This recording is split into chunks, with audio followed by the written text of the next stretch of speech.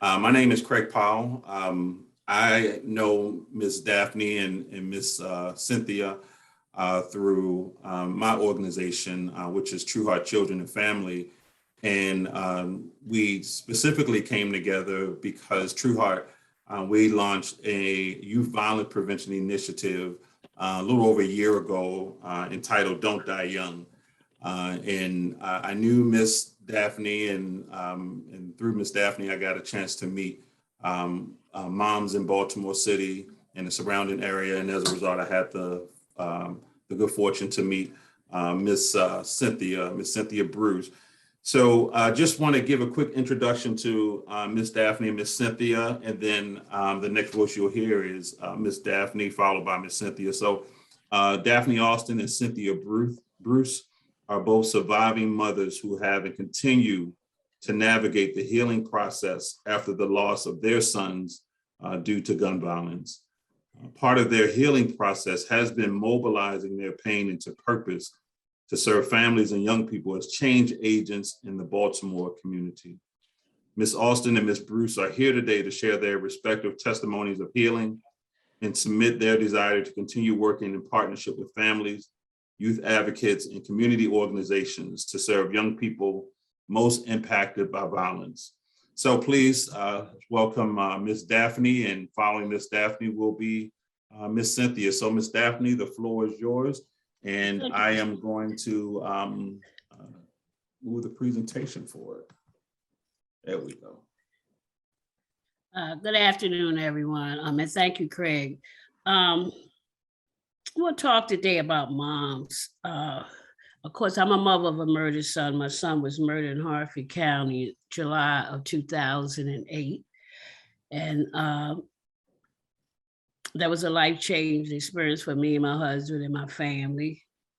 However, after a grief period of, I don't want to say a grief period, a little time of dealing with the pain and all, it was heavy on my heart about how did other mothers feel like I feel? What do they do with their pain? How do they survive? What are they doing? Who do they talk to? Because it's not many people in your family that, especially in my family, they never experienced anything like that, gun violence, anything like that, especially losing a loved one. That's the hardest thing in the world, to feel like a part of you has died. So I decided that after I wasn't getting any justice from anybody and I had nobody to talk to, I decided that I want to turn my pain into purpose.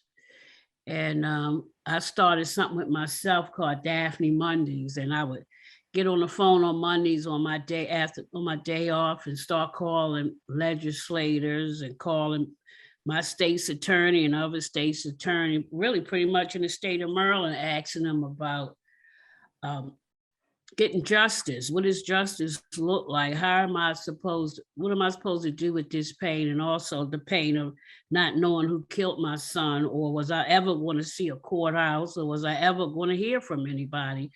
And lo and behold, it's 14 years in July this year. And of course, I've heard from a lot of people. I still don't have any justice for my son. But why and how moms got started was particularly because of those reasons. I met Miss Mildred Sammy through the death of her son, and we used to go to all the community meetings and use our voices and be mad and start trouble and talk about, we have murderers out here in this county and what's being done about it. And that's how we got started. They used to call, here come the moms everywhere we would go. They people recognize us and know us. Oh, better be quiet, give them the floor. So that's how the moms organization got started. And then our healing process, which helps me, and I'm sure it helps Miss Sammy, to be able to give our hearts out to other parents, especially ones who first lose their child, not so necessarily the ones who've been in it a long time, that they would have somewhere to go and someone to talk to as many times as they wanted to. They could share their story. They could talk about their child as many times as they want. You don't have to worry about nobody getting bored or nobody being able to answer you back or put some input into the situation, that they don't have any idea about. And then after we started that organization, things started getting a little different for us. We were starting to say, These young men are killing people, and they're younger, younger, and younger. There's got to be a problem out here deeper than the homicide is the end of the problem. Where did the beginning start? And that's what our focus is. How are these young men out here at this age learning to do this, getting hold of guns, and getting away with doing it? You know, there was no community outrage, no community, not even from the legislature, not even from the governor or anybody else. 300 some homicides a year for the last 15 years, and he's just talking about it. So that's why we use our voices to make sure that somebody doesn't treat us like anybody. Our children were born, they were healthy, they went to school, they had friends, family, and they had the right to live. And I don't think that's what nobody should be able to take their life, you know, and get away with it. So that's pretty much our healing process never ends, because like I'm talking to you today, I'm sure when I get my car later on the drive, something is going to hit me again. My tears are every day, basically, not as much as they were. But that's my healing process. My healing process is to see other mothers coming in and how they made it through and making it through. And, you know, that gives me peace that we're going to be all right. We have to learn to deal with what we deal with. But it's just a blessing to have this mom's organization. And after that, Daphne, yes, Ruth. I have a question. I think it's such a good point.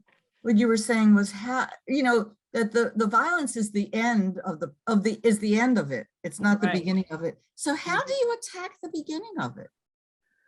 Well, we have to do it through, obviously it's a health issue. I often say that this needs to be out of the hands of the police and legislature, and in the hands of the public health people, the mental illness, the people that, you know, are responsible for the children as far as on the mental level, and find out what they need. Social work.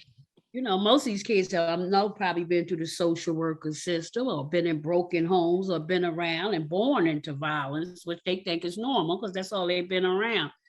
And to try to navigate through those systems to find out how everybody can come together to work on it so we can eradicate the problems.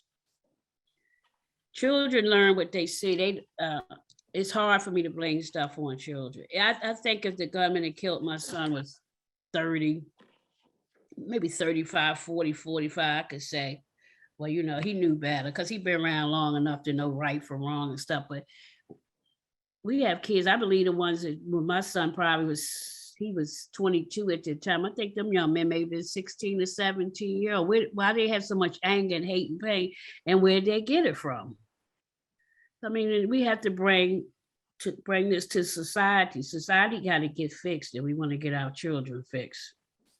Every movie I've ever seen as a kid, just the honest goodness truth, it's always been drugs, gangs, and violence. Even back in the Western movies and stuff, that's all we have been inundated with all our lives. We didn't have that growing up. We had some things growing up in our communities, but not as much as we see now. That it has become an epidemic, you know, with gun violence. And I think people are on the right track now, trying to get involved and make sure that we can alleviate some of these things that happen with these young people. But that's where it's going to be at. It's going to be with these babies, trying to get them in a better place, get them the things that maybe our children didn't get. So I'm really looking forward to maybe work with the health department and stuff to get in. I think they need to go as far as in the pediatrician office, having a social worker in the pediatrician's office, or a mental health person. And then when those kids come, especially from different communities and neighborhoods, to be there right away and listen to the concerns of the parent. You can start seeing some of that behavior 3, 4, 5 years old and start dealing with it right there. Because time we get to them at 16 or 15 when they did the act, they've been broken. We're just seeing the end of it, but they've been broken from kids, you know? So that's all I like to add, but the healing Ms. must Daphne? take place. Yes, dear. Ms. Daphne, could you talk to us a little more about how moms have or has supported other families throughout the years in their healing process? Can you take a couple minutes just to talk about that a little more? Yes, well, basically the first thing we did as moms was trying to find out who those families were that were affected, and talk to the mom and let her know we were there for them. A lot of times we would meet them at their children's funerals, or we get word of mouth by somebody, try to do home visits and things like that. Let them know that, they're not alone, and support them the whole time when they need to be supported. Being able to talk to them in the morning, sometimes 2, 3, 4 o'clock in the morning when, they, most of the time when you're in your private space and it's quiet, you do all your thinking. I've even learned now, I know when the mom is really going through something. For some kind of reason, I can feel it. Was a mom the other day, she came in my thoughts and stuff. And sure enough, she called me about 7:30 the other evening. She said, Miss Daphne, help me. I'm going through, I just want to hear your voice. So it works. I mean, we we know each other's feelings, their ups and downs. Birthday times, we try to make sure we're there for birthday and celebrations.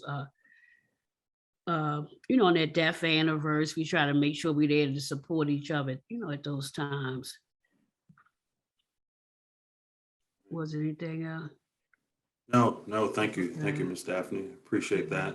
Yeah. So Miss Ruth, and I also see we have a couple of additional people that have joined us. Thank you for joining us, Miss Elaine and Miss Liz. It looks like if you have any questions before we move on, we certainly would like to take this opportunity to answer any questions that you may have. Okay. So, Ms. Daphne, thank you. So next is Ms. Cynthia. Ms. Cynthia will talk to us about her experience and share her journey of healing. So, Ms. Cynthia, the floor is yours. Yes, good afternoon. Thank you, Craig, for including us in this summit and getting us prepared to be able to share with the audience. Yeah. My name is Cynthia Bruce, and I'm a survivor of a murdered son. My son, Marcus Tafari Samuel Downer, was murdered on July 26, 2015, on his grandmother's block in broad daylight. To date, no justice. As far as I'm concerned, my son's case will be a cold case for the simple fact that we have no evidence. We have no one that will come forward to identify the shooter or to even state that the shooter was in the neighborhood. So losing a child is one of the hardest trauma that anyone could experience in their life. It is, you can't even describe the feeling. And whether your child was 10, 12, 20, or 35, it's still the same. You still get that pain. It's almost like your heart, one of the chambers have been ripped out. And you do not know, today you will be happy, today you will be smiling, and tomorrow something could just trigger that pain. And in an instant, you're back to where you started. So this trauma is a trauma that it's hard to deal with. And the pain, it lasts forever. It lasts every day and it lasts forever. So the big lie is, most of the time you will hear people state that it couldn't happen to me. God is going to take care of the pain. He or she is in a better place. Or perhaps they might even say it was his time. And I don't feel that my 23-year-old son, that it was his time to die. No, God did not tell that person to get a gun and go and shoot this young man because now I want to receive him in heaven. No, The big lie is, yes, it can happen to me. It can happen to you. It can happen to anyone. God is going to take the pain away. Yes, the pain can get suppressed. With faith, you have to have a strong faith in God and prayer. And yes, it will suppress it, but the pain is still there. The pain, the loss of your child is still there. And we try to suppress it, but it's still resurface. He or she's in a better place. I often ask myself, where is that better place? Where is that better place? No one has came and told us what heaven is like or what hell is like. So to say he's in a better place, maybe I think better place would be to be here with me, to be with his family and his siblings, and to be the person that he wanted to be the young man that he wanted to be a father, to be an actor, to be a producer, to get married, to have children. So my question is, where is the better place? Finding inspiration and healing. When this tragedy happened to me, I had to see a psychiatrist. I had to go to counseling. I had to go to Roberta's house. I found Mothers of Murdered Sons and Daughter group and joined that group so that I was able to share with other women and even fathers, even siblings, even grandparents that were going through this same trauma. We were able to share our experiences. How do you heal? What are some of the things you do? Some people have birthday celebration for their sons or daughters. Some people have started a foundation in their sons and daughters' name. Some people do vigils just to keep their memories alive. And for the healing part, it has to come from within. It has to come from within, and you have to want to heal, to come back to normalcy, to come back to you, to be able to sustain, to be able to continue with life, to be able to do your everyday duties, go to your job. Some people, the loss of their child, they become jobless, or they don't have the desire. They do not have the desire to work anymore. They get into a dark space that they're not able to heal, because you have to get help and you have to seek the resources. You cannot do it alone. You have to help others as well. You have to go out in the community. You have to share your children's story. You have to share your story to keep hope alive. You have to help you with that healing process. Keep going. I keep going every day because of the love of my son. I love my son unconditionally, as all parents do. And I keep going because I know that my son would want me to keep going, and his death was not in vain. It's time for me to do something in the community, to make a difference. It's time for me to find an outlet where I can reach somebody and pick them up and help them to survive, help them to say, I am a survivor of a murdered son.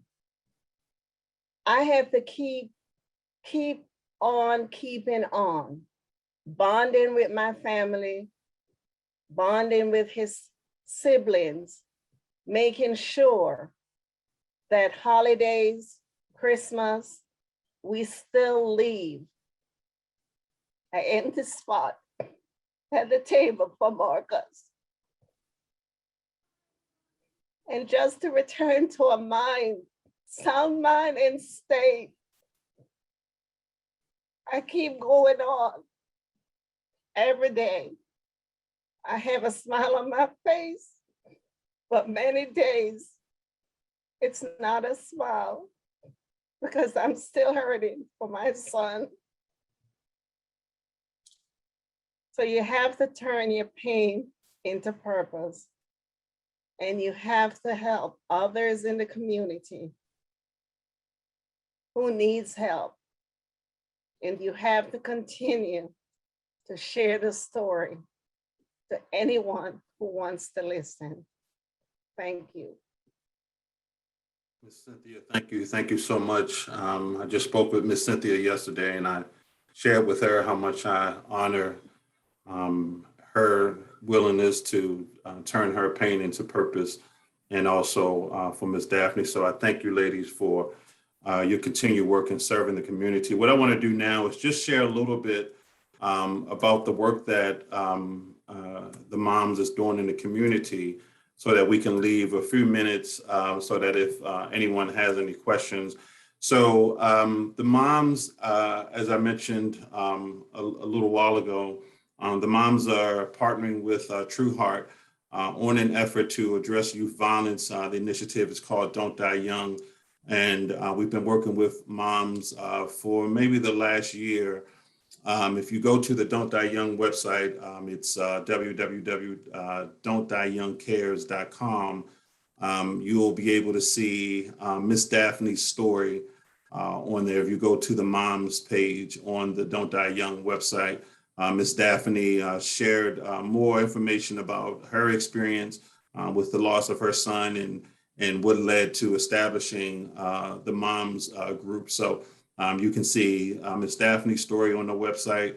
Also, the moms, about 3 months ago, the moms came up with something that's really, really powerful. They came up with a pledge that can be distributed to young men in the community, and it's called a pledge, I Pledge for Life.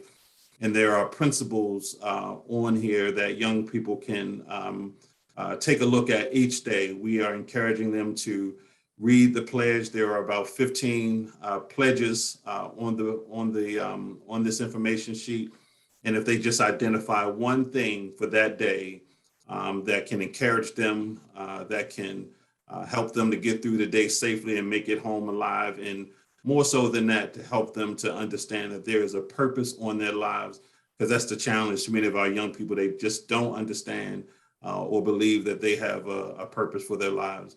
Also, we are getting ready to put together a podcast. Moms, they want to do a podcast. It's going to be called Moms Mondays. So we're in the planning process for that. But if you want to keep updated on how that's coming along and anything else going on with the moms, you can go to don'tdieyoungcares.com and you can sign up to join our mailing list. And we'll send out emails on updates. That's everything going on with Don't Die Young, which includes what's going on with moms. So with that being said, I wanted to leave a few minutes before we end at 3 for any questions. Ms. Liz, Ms. Ruth, Ms. Elaine, if you have any questions, please, the floor is yours.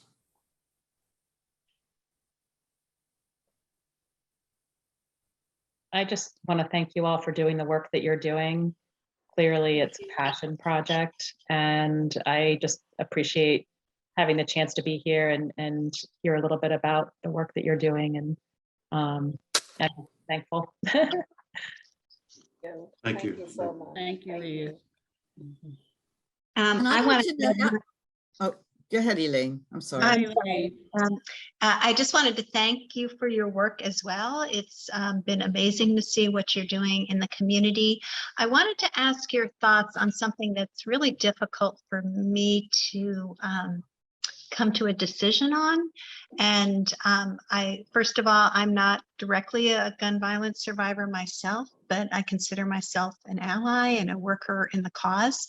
And I wanted to ask you what your thoughts were on having conversations between people who have suffered from gun violence and offenders who have been convicted of gun violence. It's called reconciliation, or there's some other terms for it. Is that something that is helpful, or is that something that you don't see as being helpful to heal and to make a difference in your experience?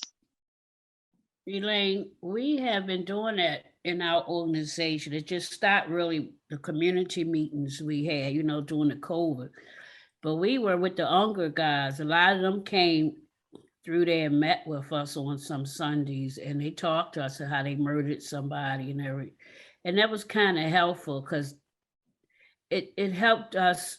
We want to bridge the community together. We believe that all people walks of life need to come together so we can heal together. And it's been amazing. I'm still in contact with a lot of them. Matter of fact, I'm gonna see one this evening at 6 o'clock for something he's having. But it was helpful. Some of the moms liked it. Some of them weren't ready, because then you have to go into you sitting there. You have to go into the forgiveness piece. So it could kind of go back both ways. It's where people are in their healing process. I was eager to hear because I just wanted to think about the mind of the person who, took my son's life. What was on their mind? What led up to it? What happened to them as a kid? Things like that. What drew it, made them want to do that? It was very interesting because at the end of the day, I always think it could have been my son on the other end of the gun. Or my son could have been a puller trigger, because the friends that he had and the places he chose to go and all, it could have very well been, him to pull a trigger. So I think we all need to heal holistically if we're going to find our way out of this. It's all about, I'm very receptive to it. It's some moms that were receptive to it, but I think once we put ourselves out here, we know that we're going to have to deal with this forgiveness and stuff too, because this is all not about our pain. Our pain is going to purpose, and we purpose to make sure. I know for me, what's good for me, works for my son is I like to be around those people because I want them to know that, what they did, what the pain on somebody. My job is to make sure that they don't do it again and hurt anybody else. So I want to always be around them and know, because I want to make sure that I'm protecting society and other people to make sure that they're going to stay in their place and don't do it.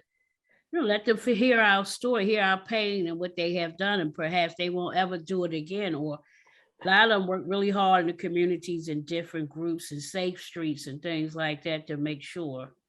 So I appreciate it. And Miss Cynthia might want to speak on it. Well, I agree with you, Daphne. When we had the community meetings and believe that those young men were incarcerated, that they themselves had come to a decision where they were asking for forgiveness, as well as they wanted to change, because you could tell by they joined the group and they interacted with us and wanted to assist us and to work with us. So I feel the same way that you do, that, different mothers are at different spaces in their journey. And, you have to forgive.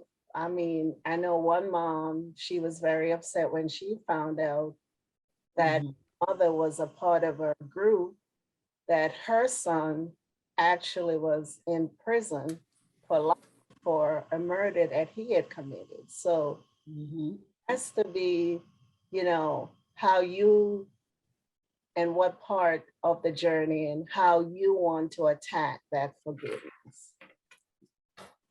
Yeah, but I agree that we do need to, you know, align our vision and mission with that reconciliation piece.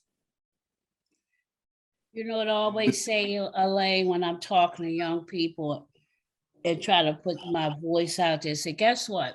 It's good news that my son didn't take your life, else you wouldn't be here. You know what I mean? So that should be up to you, that whatever happened or whatever, to know that my son didn't take anybody's life. You know, somebody took his life. And give him some food for thought. You know, I would love to, and I continue to love to want to do that. Just to make sure, Thank- like I say, if they ever get in their mind again, they won't strike again. If they know somebody that may be in that position about to do something, they have something to say. Look, man, you can't bring that pain to that woman. It's not fair to her. You know, I've sat with those women. Their hearts are ripped out. They cry and everything. And everybody gets a second chance in life, you know. Even though the act has happened, I don't have a hell to put nobody in, you know what I'm saying? But I want to make sure that they don't strike again, keeping them in place. Thank you so much to both of you for this. That's an incredible insight. So thank you very much. And I'll look forward to seeing the rest of the recording. I apologize for not being able to join you at the start. So I'm looking forward to finding the recording and listening to you, because this has been just this one brief bit has been so both inspiring and informative. So thank you. Can somebody help me? Everybody put their little chat up there to everyone. Thank you. And I got to thank you, Elaine. I don't know what else to do on there. Craig. Miss Ruth, I wanted to, I think you had a question as well, Miss Ruth. Miss Ruth, we'll give you the floor and then we'll close out. So as Daphne, you were saying, what I want to know as a Moms Demand Action chapter in Baltimore County, how we can support what you do, and if you do any work in Baltimore County, and people are looking for some action that they can take, and how we can support you. So how about if I give you my email, and maybe when your events are happening, you let me know, and I can spread the word to the people that we're meeting with. Let me write it down. Get it. Yeah, I'm gonna put it in I have a pen handy, Miss Ruth. I can write it down now. Okay. I can write it down for you, Miss Daphne. We do the whole state of Maryland. We were very active in Baltimore County, especially when my friend of my daughter's 14-year-old was murdered, Ayana. Okay. We came there and did something, and it was just on my mind. I don't know if you talked to Johnny O or anybody like that. But I do. I'm in touch with their office if you a can lot. get to him, he came to one of our events one time, but you know, he did no follow-up. It bothers me really, really bad that in 2022, there was a murder in Essex the other day, and there's only a $2,000 reward. And that's in most of the counties. That has to change drastically if we want to get these people off the street. I mean, $2,000 is no money. And I know my son Tyreek in Harford County is $1,000. Who sets the reward? The police department? No, I don't know. Whoever gives the money up, and then Metro Crime Stopper does all the work. So I don't know, but I looked at that the other day. I said $2,000. That ain't gonna happen. Not from nobody who put their life on the line, their families, for $2,000. That makes me think, and my other people in my organization, that Black lives don't matter. Black young men don't matter. I spent $1,000 last month in the grocery store. Every week I spend $250. $1,000 for a life. We need to sit down with some people. I think they ducking us, but we're gonna find them. You know what I'm saying? But that's not enough. We're like, all lives matter, and I think if we do things strategically and work together to make this change happen, we're gonna see some results. We're gonna see some. Oh, results. I hope so. Yeah. You know what? They say change is slow, and it's a cultural change. So I'm waiting. I hope it's in my lifetime, but well, thank you. We're gonna keep working on it, and then have some others around to pick up where we left off at. Right. That's the goal. You guys are really good. Thank you. Thank you all for joining us. Ms. Ruth, I do have your email address. I will make sure to pass that along to Ms. Daphne and Ms. Cynthia. And Miss Elaine, I also have your email address as well. So Miss Elaine, Miss Ruth, and Miss Liz, thank you all for joining us today. We appreciate you so much. If there's anything that we can do for you, again, please don't hesitate to reach out to us. Again, you can reach us through Don't Die Young Cares. And Miss Liz, if you're interested in staying connected with the moms, I can get your email address and I'll send you all their contact information. I'll send you Miss Daphne and Miss Cynthia's contact information. I'm gonna just put my email in the chat. Okay. Is that good? Yep, that Liz, works are just you in fine. Baltimore County? I am. I'm in Baltimore County, just over the line in Towson. Oh, wonderful. Okay. Yeah. And yeah. And Towson is starting too. We've been 15 years. We out here like Chicken Little. The sky is falling. The sky is falling. Nobody wanted. They just think it only happens in the city to poor Black people stuff. But guns don't have, bullets don't have no names. And Right. the devil, he doesn't have a calendar. You know, at Yeah. the end of the year, we always, oh, it was 349 murders this year. But the devil don't have no calendar. We're the one keeping the calendar. Right. And it's not just Black kids anymore. It's all generations of children. Mhm. It's gotta change. All right. Well, thank you, everyone. That's our Miss Elaine time. with So Moms enjoy the rest of Demand your Action. Tuesday. Miss Okay. Elaine, are you the Miss Elaine with Moms Demand Action? Yes, yes, Yeah, ma'am. that's- How Yes. you doing, uh-huh. Miss Elaine? Hi, it's good to see you again. I hope we too. can see each other in person very soon. I'm counting on Okay. the spring. Okay. But All right, thank you Thank for the you. session. Thank you for Yes, Miss listening. Elaine. Thank you. Thank you. Bye. Oh, and I'm Bye-bye. involved. Take care. Yes, bye-bye. Bye.